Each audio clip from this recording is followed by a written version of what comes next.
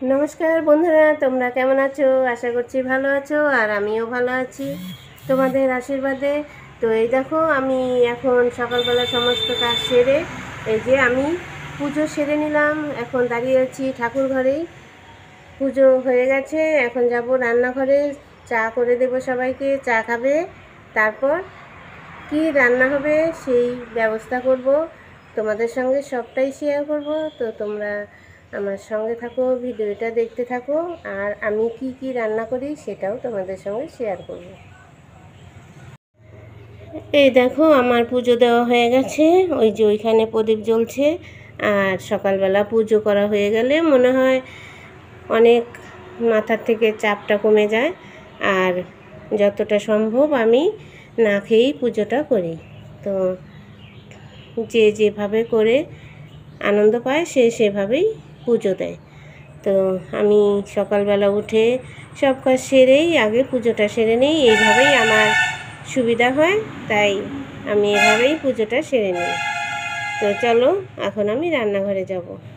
পৃথিবীতে সমস্ত সুখের নাম অপেক্ষা।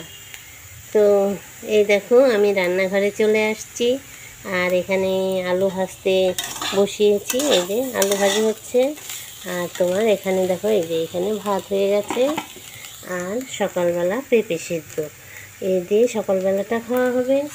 আর দুপুরবেলা রান্না হবে আবার। আর কিছু সজনে পাতা এখন ভেজে নেব, সজনে পাতা সকালে ভাতের সঙ্গে খাবে।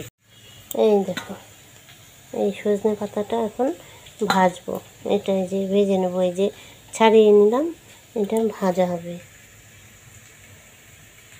তো বন্ধুরা, এই দেখো আমার রান্না হয়ে গেছে দুপুরবেলার জন্য। এই যে এখানে পনির রান্না করলাম, পনির আলু দিয়ে, আর এইখানে আছে শসা।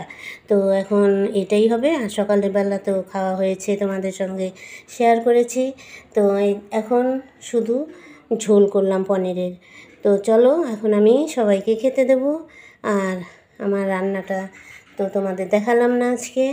যাই হোক, আমার তরকারিটা কেমন হয়েছে একটু কমেন্ট করে জানাবে। আর তোমরা ভালো থেকো, সুস্থ থেকো, আর সবার জন্য রইল শুভ দীপাবলির শুভেচ্ছা। তোমরা ভালো থেকো, সুস্থ থেকো, সাবধানে থেকো, আবার দেখা হবে।